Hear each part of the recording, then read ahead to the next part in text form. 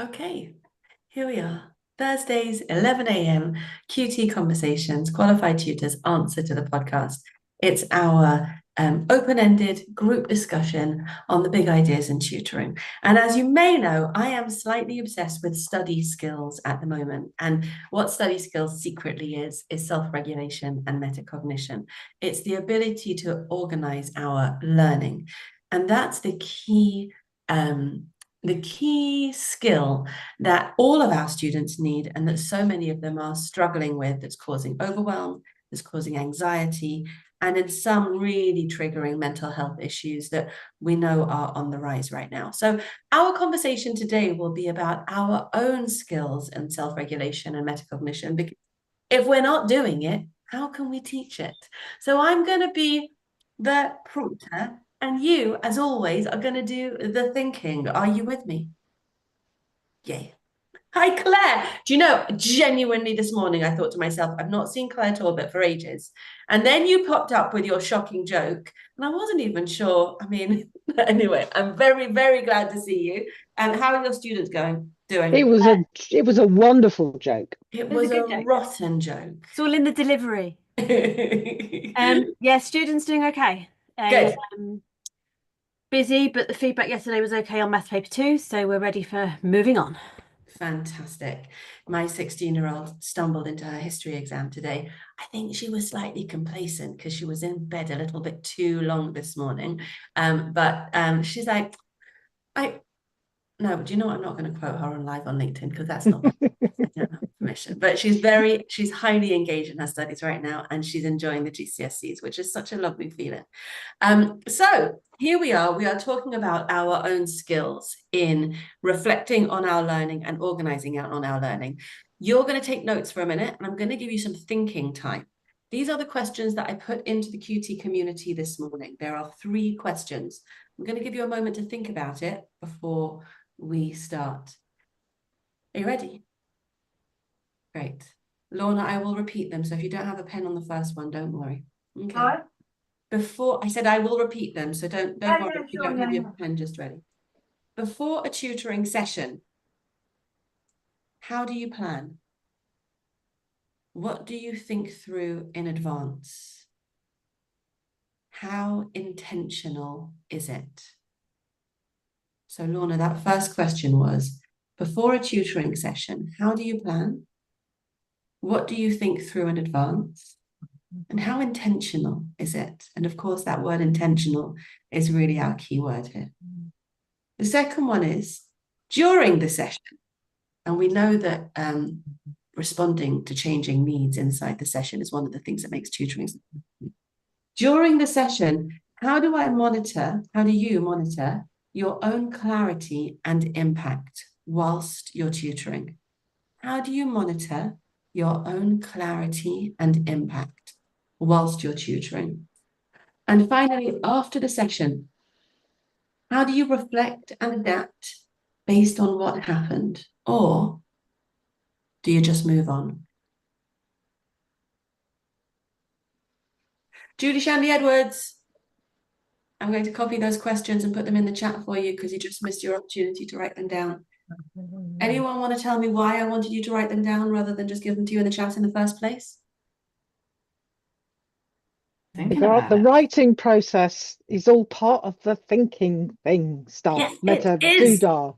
Doodah. It's all the doodahs. So give me a little bit of meta doodah. Take a minute to read what you've written and try to answer those questions a little bit. Of course, the thinking will develop once we start talking. I've obviously just rebelled because I'm just reading them off my phone for where you put them this morning. Oh, do me a favor, then drop them in the chat. I'm reading them and I'm writing them down. Do I get double bonus You points? get double points. Thank you. Claire, drop them in the chat for me, please. Right. So we've got the rebel and the keener, haven't we? Just to go with the complete classroom stereotypes. Sweeping stereotype. Right. Julie, you all right? You with us? Fantastic. Okay, so that first question, how do you plan? How do you plan? What do you think through in advance? And how intentional is it, Ellen Osmond? I know, because you had your thinking smile on. Yeah, well, you know the answer to this. I don't always plan. Oh, Always. Ah. Claire's nodding, so I'm glad I'm not the only tutor that's doing this now. I now, in many ways, have been doing this for long enough that most of my resources are at my fingertips. So in terms of having to plan what I'm delivering, it doesn't take a lot of time. There is intentional flexibility in that. That's the intentionalness of it. I'm not necessarily going to plan an in-depth topic unless the student has already requested that, or I know that it's something that the student already needs, because they could very well turn up on that lesson and go, I can do it now, or actually I need to focus on this. This is the more urgent need that I need to address. So I don't go into massive depth with the planning. I've usually got an idea. We're going to do simultaneous equations next week, because that's one of my favorites to pick on. We're going to do ratio next week. And I've got the resources then to know that one works really well. That one, if the student does this, then that resource is in there. But it's all that's from experience over the years that I know where those are. So in terms of bringing it all into a formal lesson plan, yeah, not doing that. Why? Tell me why. Because I spent far too long doing that in the classroom, and that was only my PGCE year. And Yes, therefore what? Wait. So you spent time doing it and you're not doing it now, which tells me that it wasn't necessarily worth it. Oh, okay. But at the same time, when I was doing my PGC year, I didn't have the experience that I have now. That's 15 years of experience going on there. So that's what triggered the nods. I would have, Really, yeah. really interesting, right?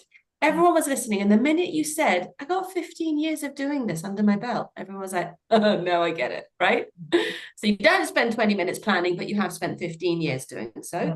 And I would love to point out that you know where your resources are. Yes, it's not that I don't know, it's not that I'm completely flying by the seat of my pants. There is definitely a little bit of that at times. I think we all as tutors have had days like that. I know where my resources are. I know my students. So that's also in there. I know how certain students are going to react. So that resource isn't going to work with that student. So I will go and find a different resource. There are times when if a resource doesn't work, I can say then to the student, I need to come back. I'll find another way of explaining this to you. And again, we've got that flexibility as tutors that we don't have in the classroom with 1 to 30. Beautiful. There we go. That was a fantastic start to our conversation. And Claire, I want to hear from you next, because I know that you're going to reinforce the point before we move further. Yeah, so I'm much like Helen, I don't do a strict plan. I've got a running note in OneNote, which sort of says what we did last week and what's coming. But the beauty of tuition is it needs to be flexible. That student, I could spend an hour planning a lesson. The student turns up with a revision list of I've got tests tomorrow. And the whole thing's, I mean, you all did on the WhatsApp group, you know, when that parent messaged me like 7 minutes before my group session, the revision list for the year 8s. And I just dumped everything and skewed off into the revision list. And that's what we did in the session. So I also have a lot of classroom experience, been doing it for many years. But the only other thing I do think about before, which is kind of mental planning rather than writing anything down, is how am I going to make it fun or interesting? Because that's what I do. Come on then.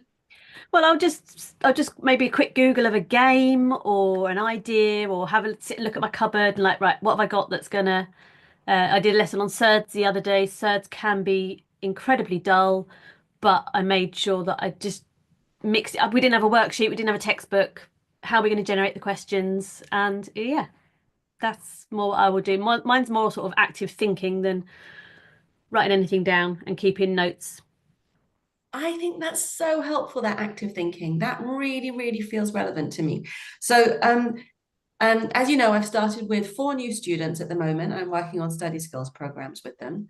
And the first 2 are slightly older than one of them I started with yesterday. She's year 7. I've got a 22-year-old and a 13-year-old, and I'm working them through pretty much the same material, but in different ways and slicing it differently. So I looked at my bookshelf yesterday before this year 7 child showed up, and I just grabbed a few.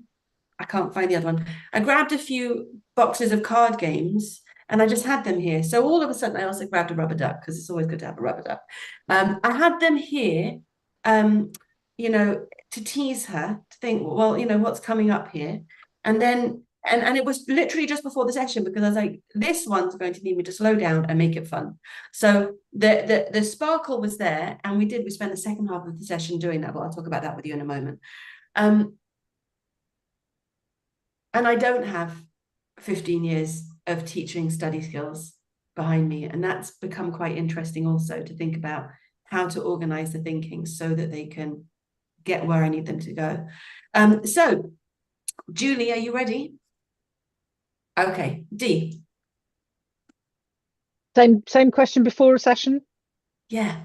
Yeah, like Helen, I got a lot of experience behind me. I've only been tutoring 5 years, but I've been in a classroom environment quite a bit longer than that. I like the old-fashioned paper and pen notebook type thing. That I make notes on the lessons. I do a brief lesson report, which goes either through Tutor Cruncher for the business or into Tutorbird.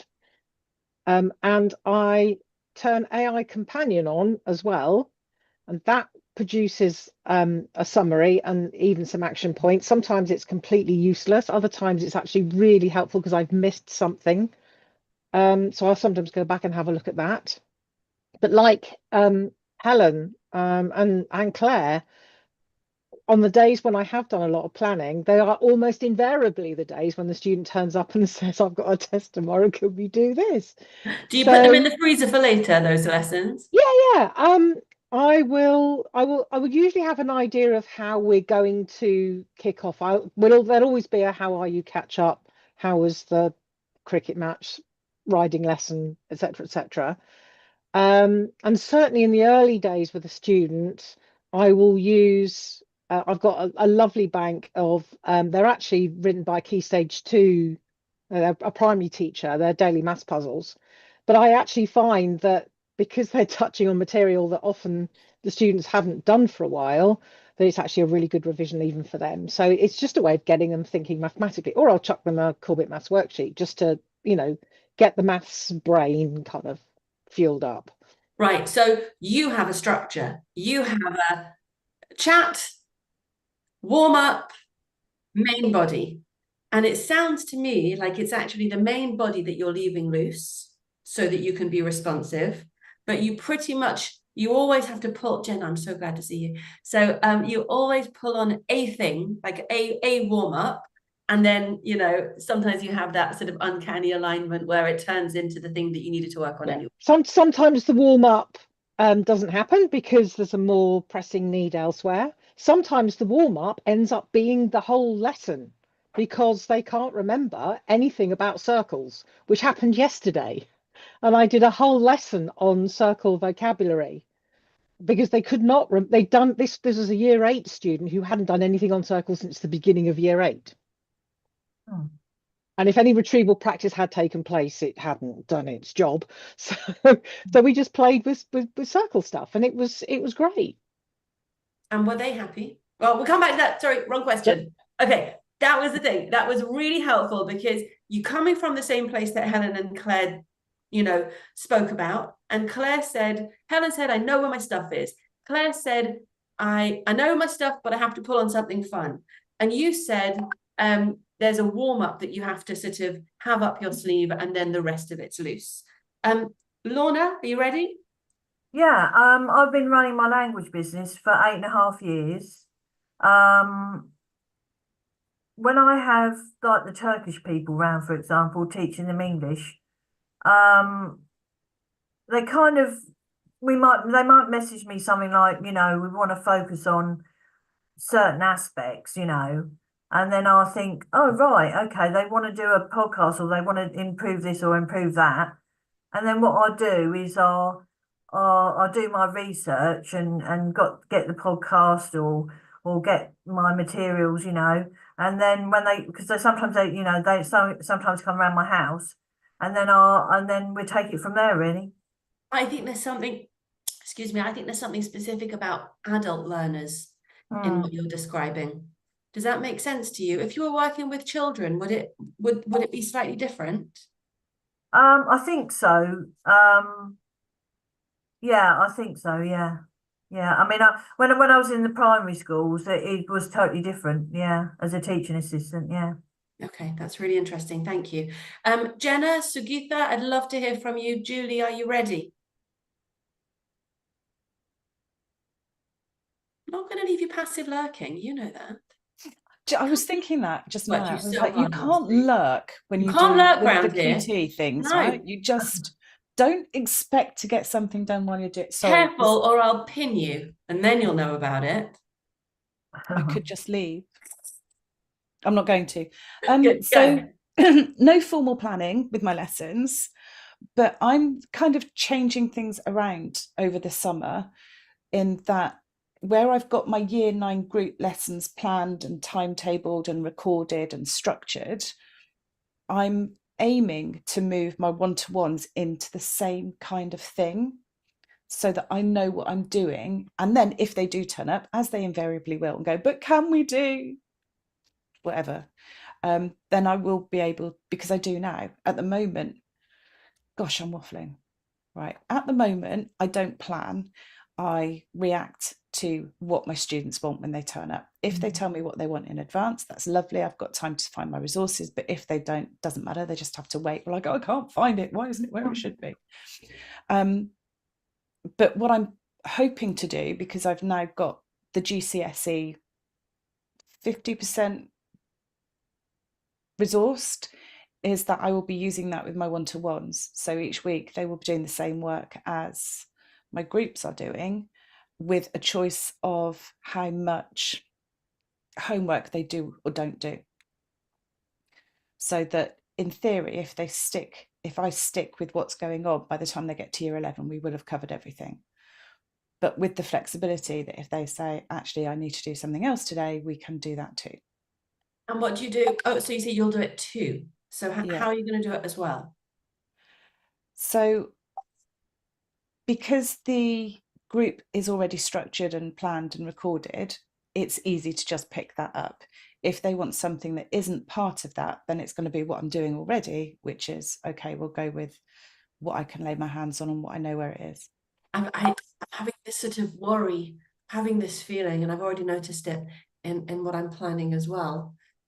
What if it puts you, so you're trying to stay aligned with your group, theoretically, and they say, I'd like to do something else, but then you're going to fall out of sync with your group, which is, of course, what happens in the classroom. And then you create that panic and the lovely sort of, I go with the flow. Go on, tell me. So I know what you're asking. So if we're looking at, I don't know, cells and all that kind of stuff, and they suddenly want to do a bit of chemistry on carbohydrates, we've then got the option of coming back to where we stopped.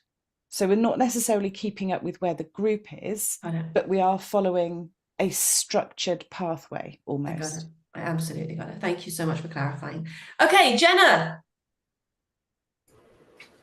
So it depends. Does it now? So hugely. Lorna, brace yourself. I think I teach such a huge range of students, and my students range quite significantly in where they're at, what they can cope with, their needs and all of that.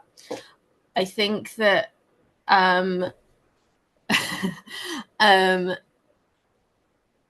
each student, because I work with fairly high need students overall anyway, whether their focus is gifted and talented, or whether their focus is just catching up or reintroducing education. Some of my students haven't been in education for extended periods or have had very little education over time.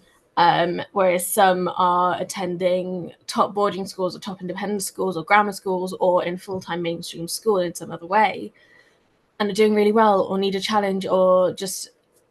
And so even where, for example, I have modules, I tend to do module-based things just because it's easy to pick up and put down and to tailor.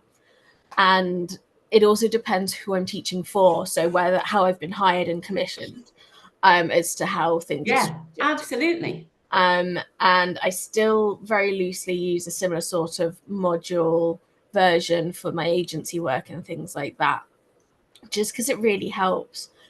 So I have an idea of goals, essentially skills, or kind of, sorry, see you later. Thank you so much, Hayley. Everyone's waving at you. Yeah, we love Hayley. Hayley's brilliant. And so being a little bit more goals focused, sometimes those goals are to just do something, anything. And sometimes those goals are very life-based rather than academic-based. So it might be to build a routine. For example, it might be to get some personal care in place regularly, or it might be to just get used to the idea of engaging with me. And at the other end, it might be to work through specific topics or specific skills. And I am a mixture. It doesn't matter where I am on that. It's a mixture of reactive and planned. All of my reactions are planned. Which I think is part of that, is that to most of my lessons, I will bring a suitcase essentially with me into the session. I know, because you might need something. Yeah. And then I also have my car is full of stuff as well. Yeah. I am trying to convert.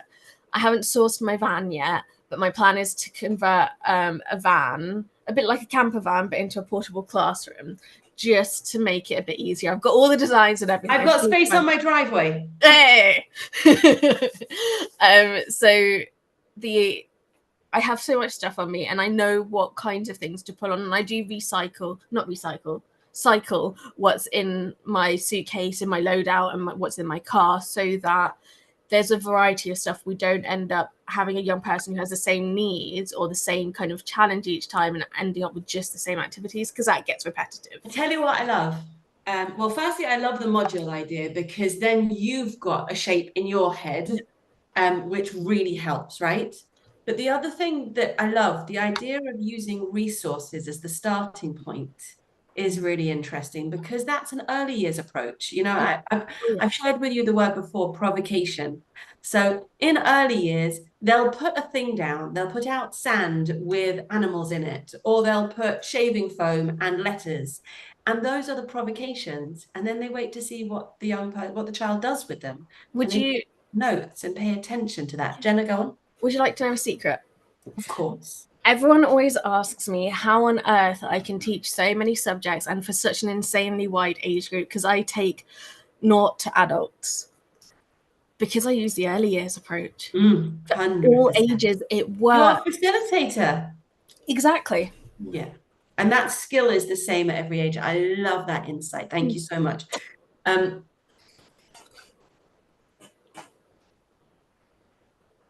Right, let's go on to the second stage of our conversation. Claire, would you mind reading it for us, please? Student session. So Alicia could read it. How do I monitor my own clarity and impact while I'm teaching? Julie, clarity and impact. Clarity of delivery. Impact is focusing on what learning is happening in the young person. I asked them if it makes sense.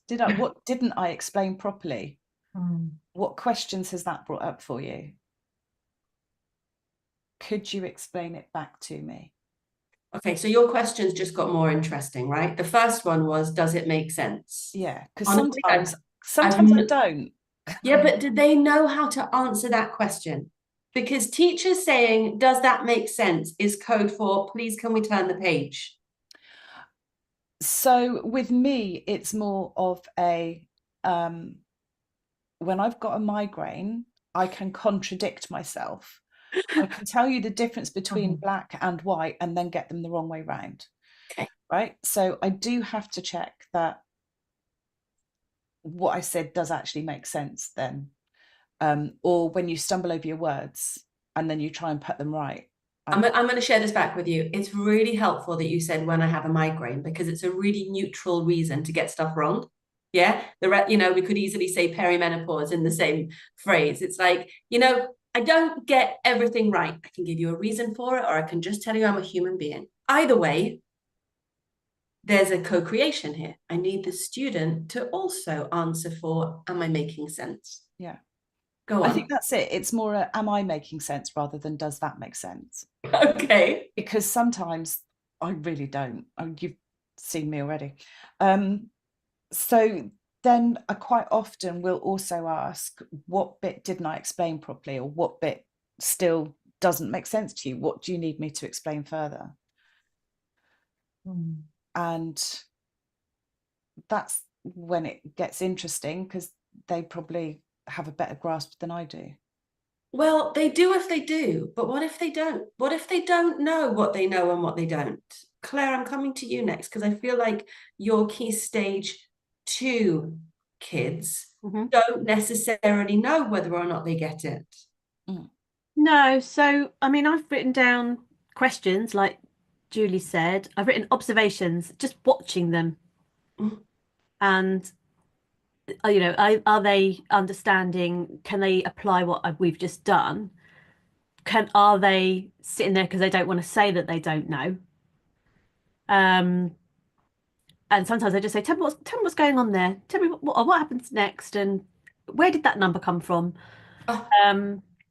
So then I can sort of assess, okay, is it me that I've explained it? They've written 17, but there's no way it's 17. And I put as well to evaluate their responses to the questions. I had a brilliant thing the other day where my maths club were playing a game, and they were looking, it was a game where you had to swap the times table answers, and they knew that sorry, my cat's now yowling in the background. We can't hear her. Okay. They knew that there were likely to be 2 45s, because there would be the 45 that linked to the 9 times table and the 45 that linked to the 5 times table. And I said to them, well, why are you looking for 2? And they were like, oh, because there's always 2, because you can turn it around. I said, but are there always 2? I said, what is 8 times 8 the other way round? And they said 46, because they'd got 64 and turned it the other way round rather than turning the sum the other way round. So so that was a lesson for me, and my question was not clear. I love that example. Oh, it was just brilliant moment. You know, when you're just like, oh yeah, I need to rephrase my question. I love that. So simple. And they sort of called you out with your error, didn't they? They answered my question. That was professional development. Yeah. You're like, yeah, no. Okay, awesome. And then when you can see that so you said about clarity, tell me about effectiveness again. The effectiveness of my delivery, whether it's working. You can tell by looking at them whether it's working. It's all in the observation. Okay, so let's go to Jenna then, and Lorna, I'm coming to you next. I was planning to come to you next, Lorna, but Jenna just said about PDA. So Claire said you can tell by looking at them. Jenna's saying I have learned to mask because, go on. I think for me as well is this has always been, I'm someone who my trauma response is always fawn. So I always aim to please, to guess what someone wants from me. This is something that I still do even now. And one of the biggest things to help me unlearn this and unmask, and this is actually being QT, genuinely. Oh my God. But even so, I mean, I do it, like, I know it happened quite a few times when we were away for Full Steam Ahead with Julie, because we'd have all these conversations. I'd be like, oh yeah. And then 2 minutes later, we're going, what the hell are we talking about? I don't understand anymore, because the next bit didn't make sense. But I know that I feel really, really safe to be able to backtrack like that. But most of the time, most people don't notice that I have no idea what I'm saying in that specific context, because I have learned to mask it so well, because that's the only time I seem to have a poker face. And I think that's because I genuinely haven't processed it. So it's not that I'm lying, it's that it's an automatic response. And also, you know that you probably will get it in a minute. Yeah. Just from knowing you, do you know what I mean? But Claire, I do think that I want to nudge a little bit. I'm not convinced that you can know by looking at them because it's so complicated. And you don't When always. you're watching them work or trying to work, because I obviously do groups, so you can see the one that's looking at someone else, or you can see them sort of looking at me and then looking at their work. So there are non-verbal clues to be picked up Yes. on. Yes. But no, I agree with Jenna as well. You know, there are some that will sit there and mask and will just say, oh yes, because they know that's what they should say. Oh yeah, I get it, no problem. When actually, I think as a tutor, when you work really closely with them, you know that you learn their character and you learn their tells and Yeah. yeah. I think that, that's for sure true. The better you know them. I also think what Jenna just said in the group there, in the chat there, about groups are the easiest place to mask. They are, but they're also the easiest place to take your time. Do you know what I mean? Because you can let somebody else answer Claire's question, and you can be the one who just waits a bit and lets it drop in slowly, and that's fine too. That's the peer element. Go on, Claire, I can see that you've unmuted. Yeah, I wanted to ask Jenna a question. So do you think that's same in a face-to-face group as an online group like this? Oh yeah, it's even easier to get lost in an online group, but it's No, very. she asked the question the other way around. Oh, sorry. She said also face to face. Is it easy to Oh yeah, to easy hide in yourself both. in it? And I think it doesn't always matter how well you know your students or how well you think you know your students. For me, it happened even in specialist environments, and it still happens in those environments. It happened when I was in hospital recently, and they had like real details as to my needs and my communication Not style. that they read them, Jenna. Pardon? Not that they read them. Towards the end, they didn't. Okay, good. But even in the beginning, there were things that they knew. I had told them these are how you know that I don't know what's going on, and half of the people in the room were missing it. And at one point, only one person realized that I was actually genuinely in pain, and was luckily the person who could also fix it was the anaesthetist. But I think that it varies from student to student as well. Like in my experience, many students, you can feel like you know them really well because you can see it sometimes. But the thing that I found the hardest, that I learned in a hard way, came when there was a student I thought I knew really, really well in group environments and one-to-one, and I had this student also virtually and in person. And, you know, I'd caught it so many times, and then I didn't know that I hadn't until things blew up and in elsewhere in a different way. I didn't know. And there was no way I could have known. Like looking back, even like where I had a recording, for example, I knew the student really well. Half the time they didn't have to say anything to me or give any kind of response for me to know.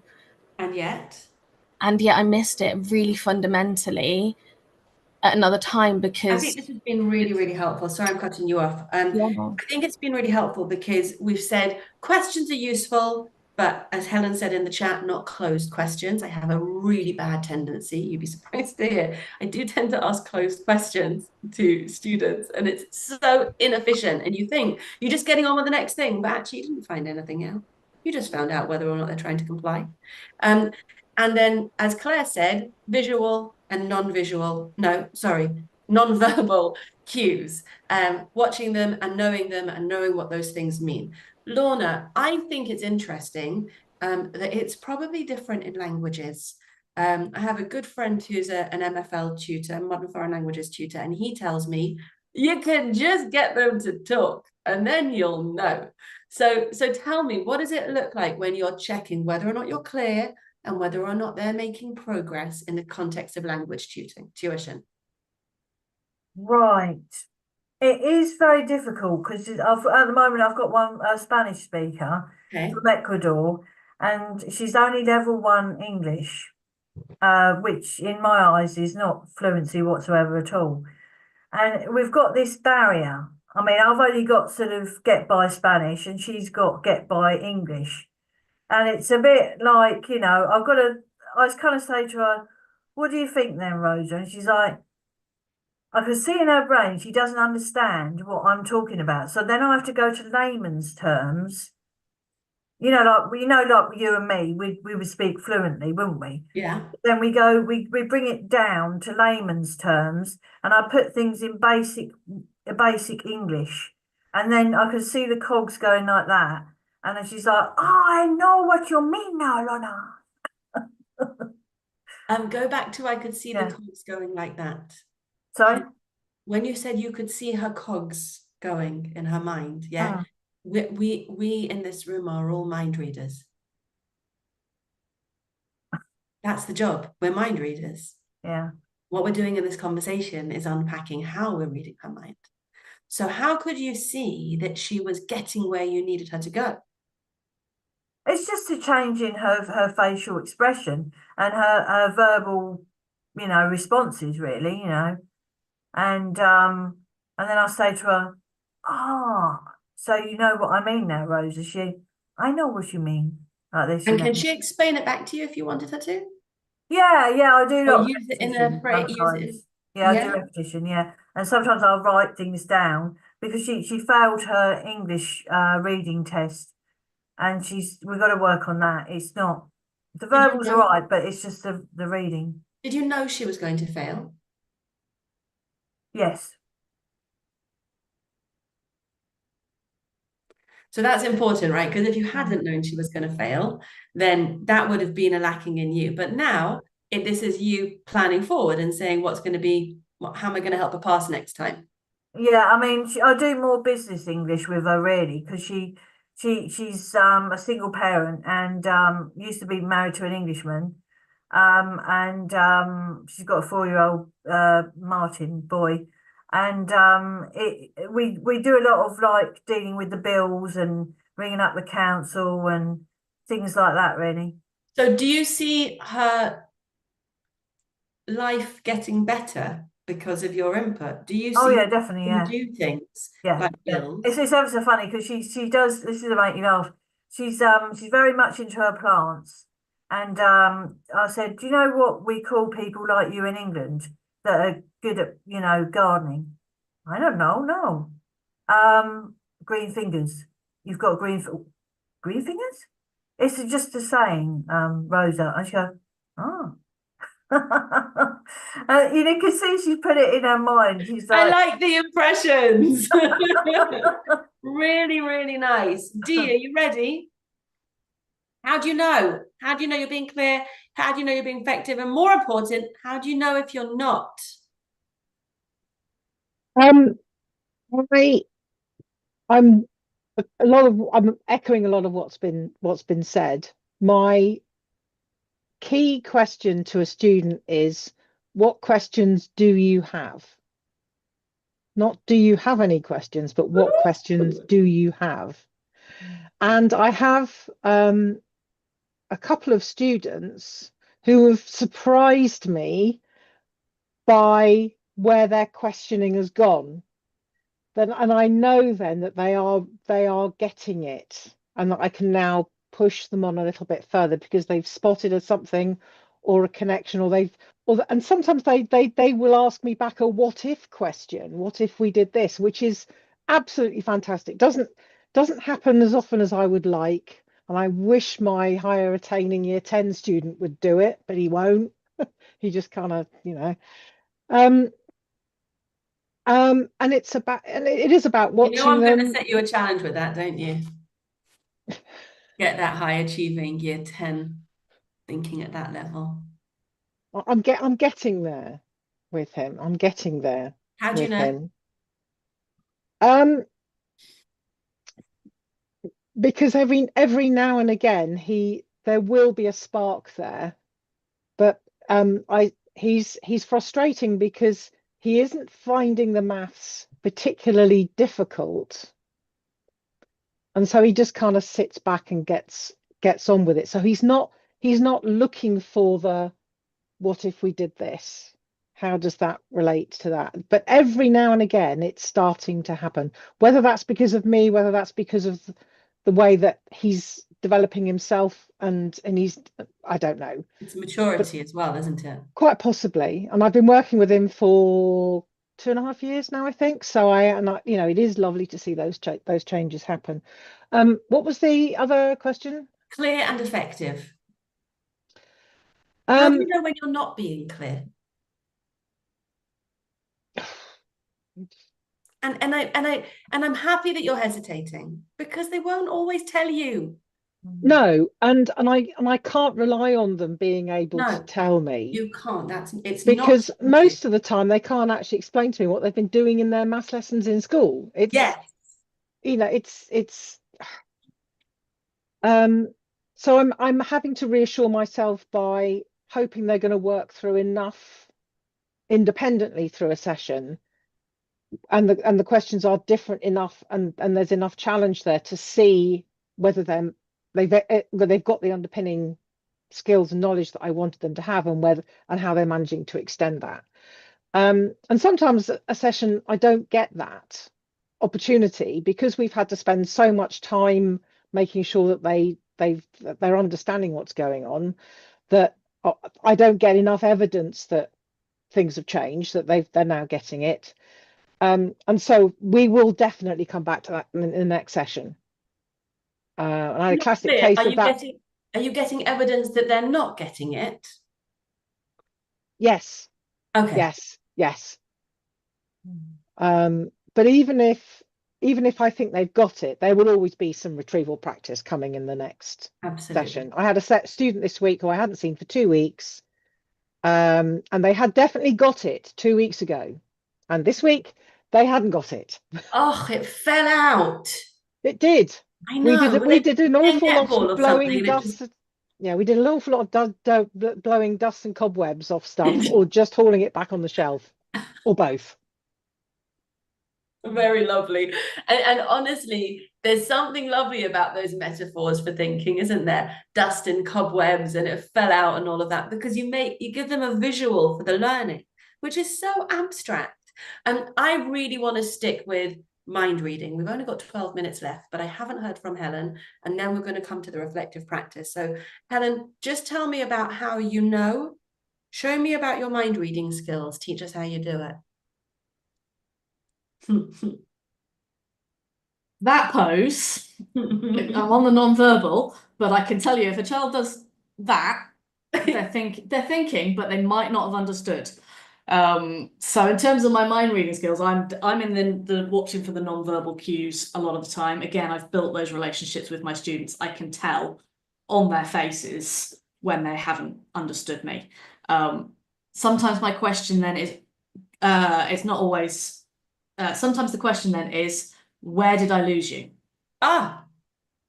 So then I can go back through the steps, and again, watching them. And that sometimes comes through with getting them to do a question. Where did I lose you? I'm watching what I've taught you and watching what you've done in a question. And that's the spot we've misunderstood. Which is phenomenal metacognition. Where? The question where is massive, because you're showing the child their own progress. This is where I got lost. Yeah, like a sat nav. Yeah, this is where the traffic jam is. Understanding they started and they moved through is not a thing that they naturally understand. So working them through the worked question is really powerful. Stay with me, Helen, and answer our final question if you can find it. Actually, there's been too much talk in the chat, hasn't there? Yeah. Usually banter. But we did get Claire working, didn't we? After the session. Go on, have you got it? How do I reflect and adapt based on what happened, or do I just move on? Depends. Go on. Jenna, she's using your tricks now. I'm going to do the head pose a little bit. It depends on the session, how it's gone, how familiar a topic it is, how the student's taken it. The more that I reflect on are the ones where, okay, that didn't go well. How can I use that resource better? How can I explain that better? And a lot of that's then my own practice, not necessarily the student focus side of things. In terms of the student, the reflection on, okay, we did this topic, but they really weren't comfortable with that bit of algebra. So in the next couple of weeks, I need to go and hit that bit of algebra. so that they can do both topics more comfortably. So there you're looking for mastery. There you're going really granular. You're looking at which was the weak point and you're zooming in. Yes, as part of it. It's not every time and it's not every topic. It's very, very much specific to that student in that lesson. I'm going to ask you a really uncomfortable question. Forgive I'm me. going to go now. What about when you're knackered and stressed and overwhelmed? So every day that in the week that ends with a Y. And even more so in exam season, and even more so when my own family situation is, as I know many of you in the room know, is challenging. It's harder to reflect. It's also harder to deliver the lesson well in the first place.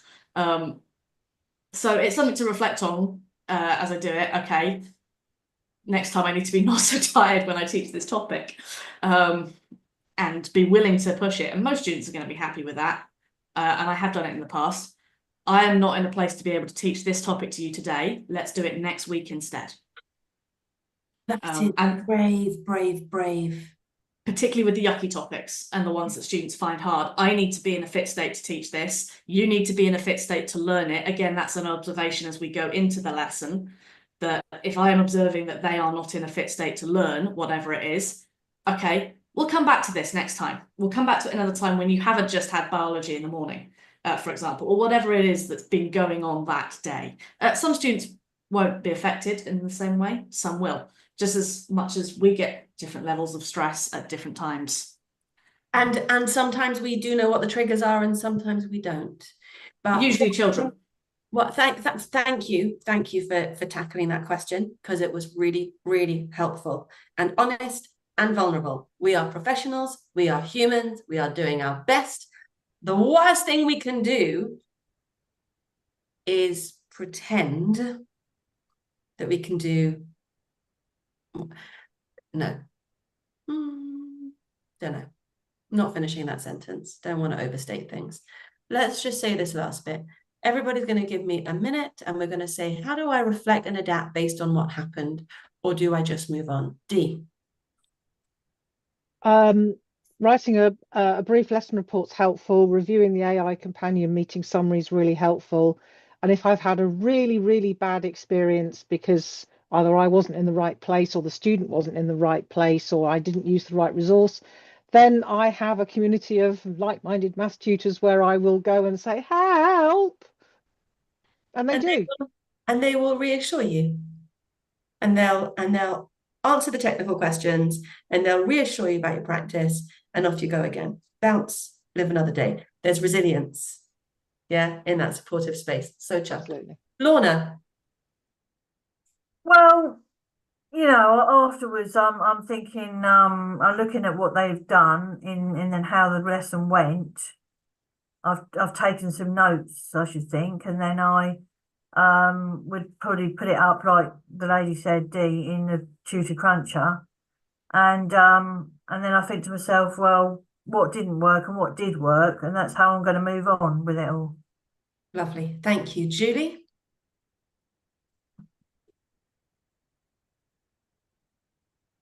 I love technology.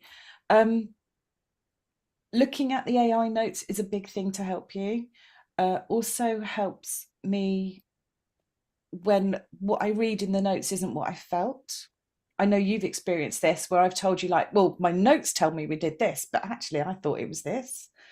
So that can be really interesting when... And slightly mad. Yeah, I wonder if it was in the same lesson that I was. And notes. I write lots of notes to myself on scrappy bits of paper. Don't always write down the child's name, so I don't know which student it refers to, which is not the best practice. But little notes to myself of do this or do that, or don't forget to add something else in. And every so often I go through and deal with the notes that I've left for myself all over the place. So there's a lot in that, isn't there? Because those notes aren't for the child or about the child. No. Right? They're about you developing your own practice. Right, Jenny, you've got the last 2 minutes. Let's go. I have realised something in listening to everyone. I forget sometimes how neurospicy I am. Like, I really explicitly. Helen. No, Yeah, go on. not at all, Love my Jenna. nature. Never. Come on then. Come And on. I really explicitly teach metacognition and reflective learning practices to my students. And I am now realizing that one of the reasons is because I need to mitigate some of the things that I miss because of my autism and stuff. I don't read people in the same way that neurotypical people do. I don't read people in the same way that people with different types of neurodivergences than I do.